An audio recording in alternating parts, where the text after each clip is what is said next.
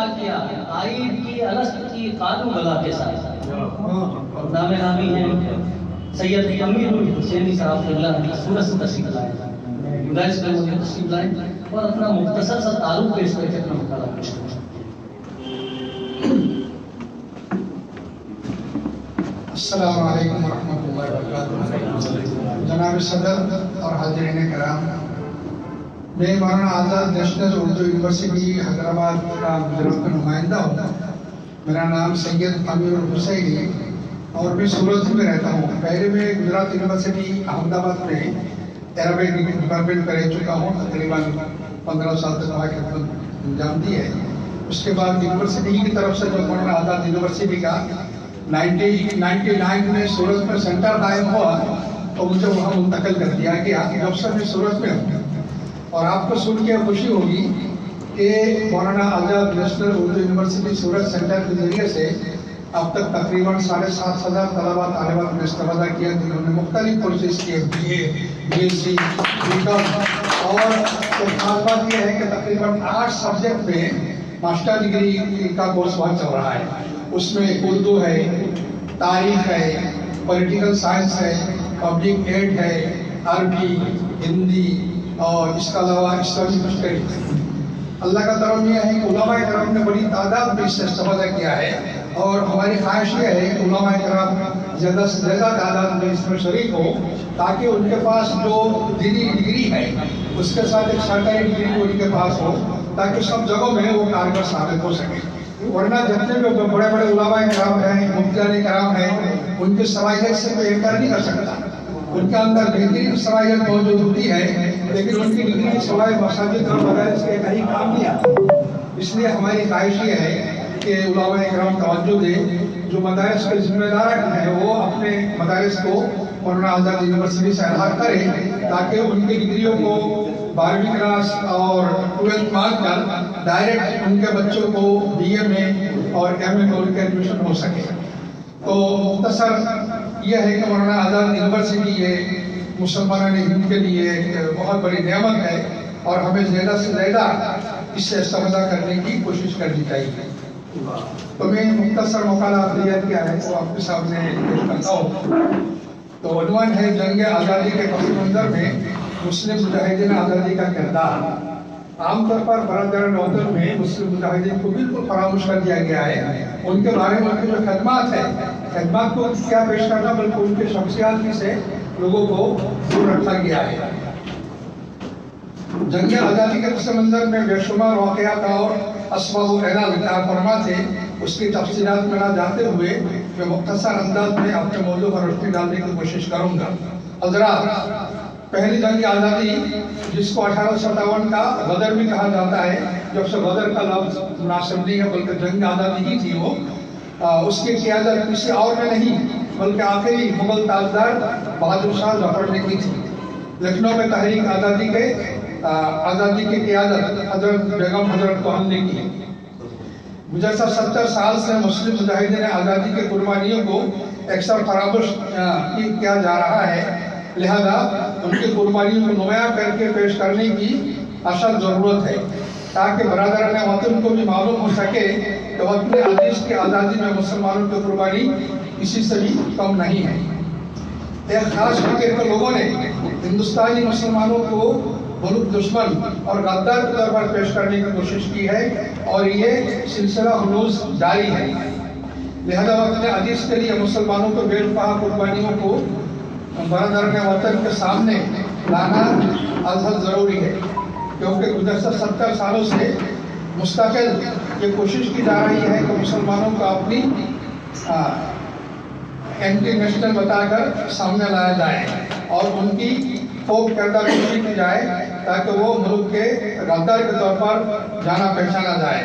آج برادران وطن کا ایک غالب حصہ اس پروپیگنڈا سے متاثر ہے۔ مسلمان اس ملک کا وفادار شہری اور ہر وقت اس کے لیے قربانی دینے کو تیار رہتے ہیں۔ حضرات، جب ایسٹ انڈیا کمپنی نے ہندوستان پر قبضہ کرنے کا منصوبہ بنایا اور غیر مسلح تجارت کے نام پر بنگال اور میسور میں فوج کشی کی، تو نواب سراج الدولہ اور ٹیپو سلطان نے ان کا نہایت بہادری سے مقابلہ کیا۔ اور ان کے خلاف مضبوط دیوار بن کر کھڑے ہو گئے اور ایک عرصہ تک انگریزی استعمار اور اس کے پچھیوں کے سازشوں کو ناکام بناتے رہے۔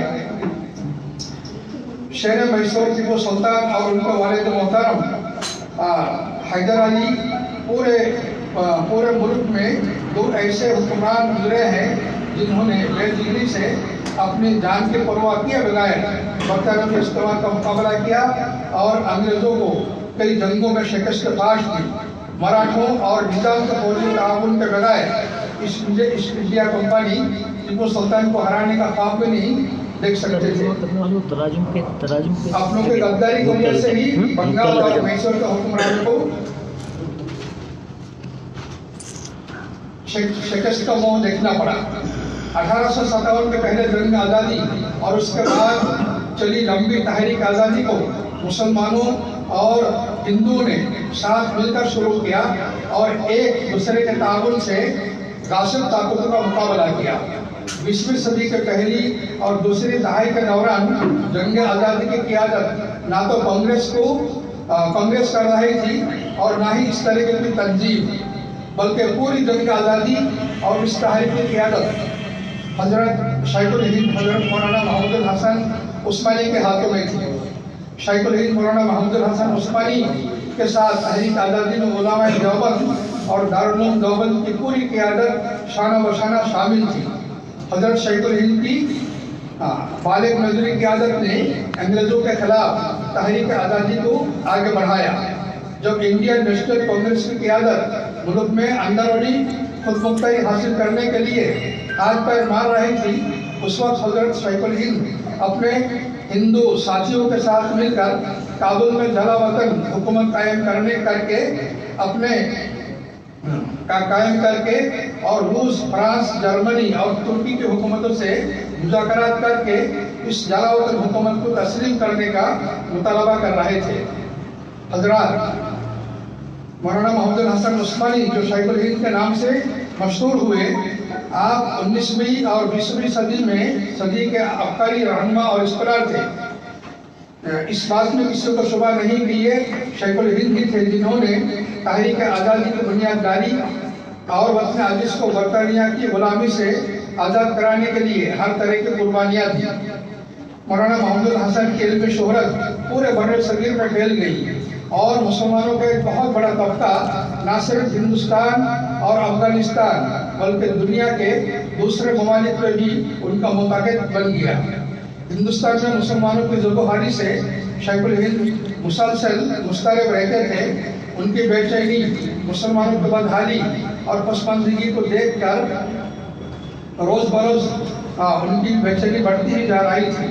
پوری دنیا میں سامراجی طاقتیں ایک ایک کر کے مسلم ممالک کو اپنا نشانہ بنا رہی تھی اور مصر و حجاز بھی کافی حد تک ان کا تسلط ہو چکا تھا۔ ہندوستان میں مغل سلطنت کا سورج غروب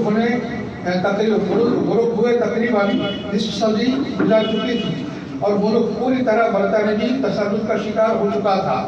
ہندوستان میں مسلمانوں اور ہندو کا برطانوی سامراج کے ہاتھوں استحصال کو دیکھ کر بہت جلد شیخ الہند کو اندازہ ہو گیا کہ اگر برطانیہ کو ملک سے نکالنا ہے تو ہندو مسلم دونوں کو ساتھ مل کر اس کا سامنا کرنا ہوگا۔ مولانا محمود الحسن عثمانی رحمۃ اللہ علیہ دوسروں کی طرح ہاتھوں پر ہاتھ دھرے برطانوی تسلط کی زیر زندگی رہنے تیار نہیں تھے۔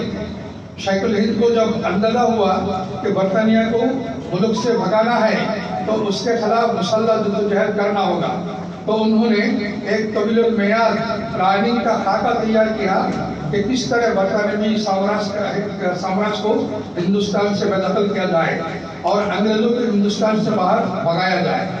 جب شیخ الہند اور ان کے ساتھیوں نے کوشش شروع کی تو مجاہدین آزادی کی ایک بڑی تعداد جن میں زیادہ تر علماء تھے آپ کے ساتھ آ ملی۔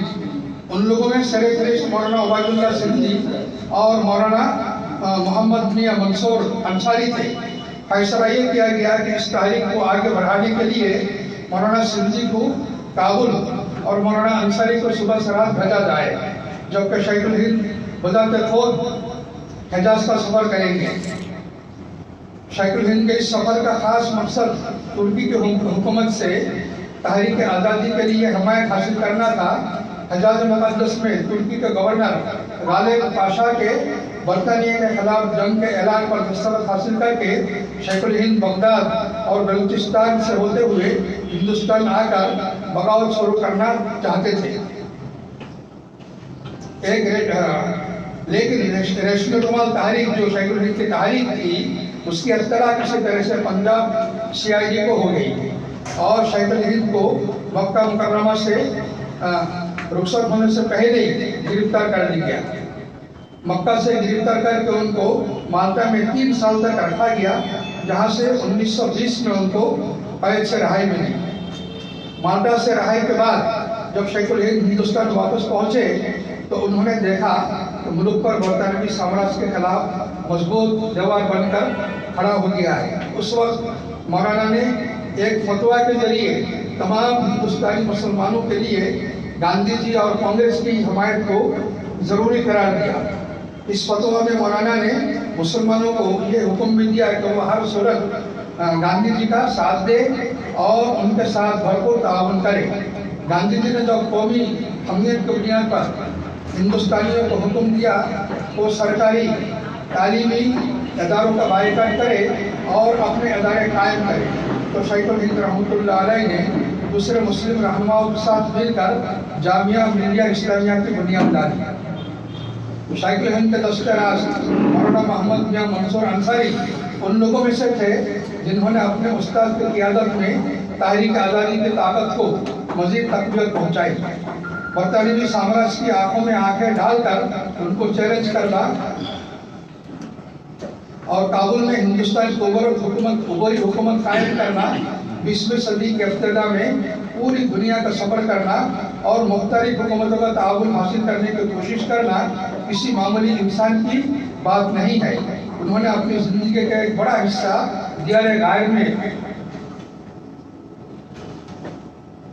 اجنبیوں کے درمیان گزارا اور وہ اپنے عزیز سے دور ہی آخری سانس ملی۔ مولانا محمد میاں منصور انصاری ان چند لوگوں میں سے تھے جو شیخ الہند کے متعمد خاص تھے اور کابل میں ہندوستان کی عبوری حکومت کے قیام میں پیش تھے۔ جب مولانا محمود الحسن نے مولانا عبید اللہ سندھی کو کابل روانہ کیا تو شیخ الہند بذات خود مولانا انصاری کو اپنے ساتھ لے کر حجاز مقدس گئے۔ شیخ الہند کے اور ایک مشہور شاگرد مولانا عبید اللہ سندھی بھی جنگ آزادی کے ایک عظیم مجاہد تھے۔ مولانا عبید اللہ سندھی برطانوی سامراج کے مقابلہ میں سر فہرست تھے اور جنگ آزادی کے ایک نہایت اہم رہنما تھے، ایک جید عالم اور اسکالر ہونے کے ساتھ ساتھ مولانا ایک انقلابی رہنما بھی تھے۔ حضرت شیخ الہند کے ساتھ انہوں نے مہاتما گاندھی کی عدم تعاون کی تحریک کو اپنا بھرپور تعاون دیا۔ جب جنگ آزادی اپنے شباب کو پہنچی اس وقت ہندو اور مسلمان مہاتما گاندھی کے ساتھ تحریک آزادی میں پیش تھے۔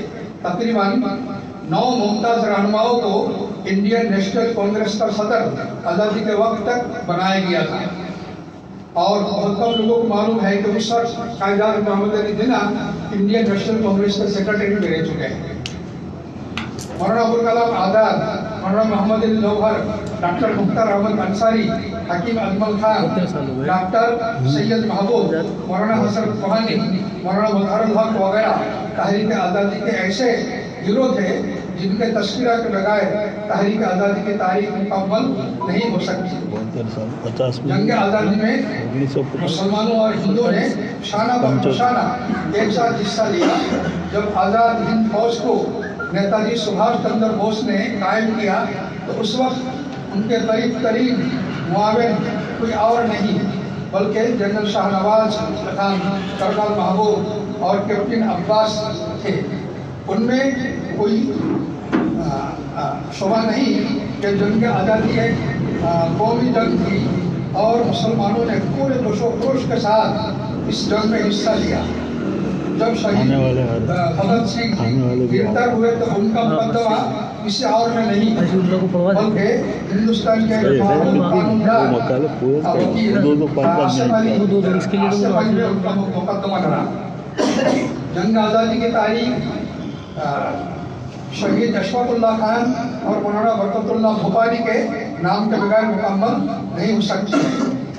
मज़ीद और कुछ तफसीलात है तो हमारी आज़ादी में हम जो कामयाब हुए उसके पीछे एक ही मुहारिक है कि तमाम हिंदू मुस्लिम एक थे उसमें, लेकिन अभी हमारी बदकिस्मती यह है कि हिंदू मुसलमानों की बात तो की रही बल्कि मुसलमानों का अंदर इत्तेफाक नहीं है।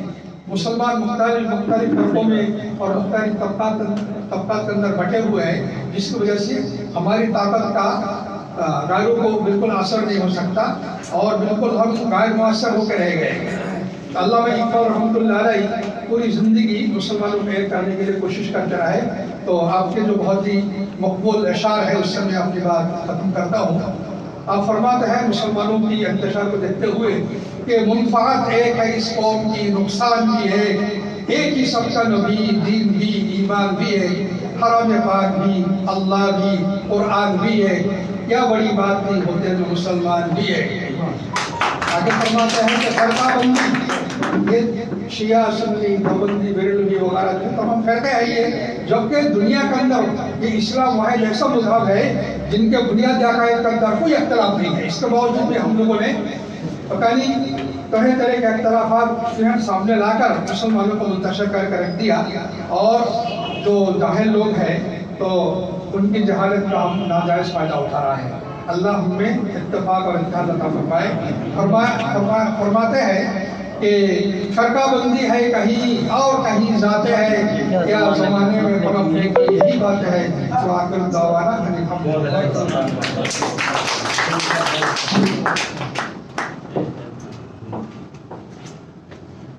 बहुत बहुत शुक्रिया।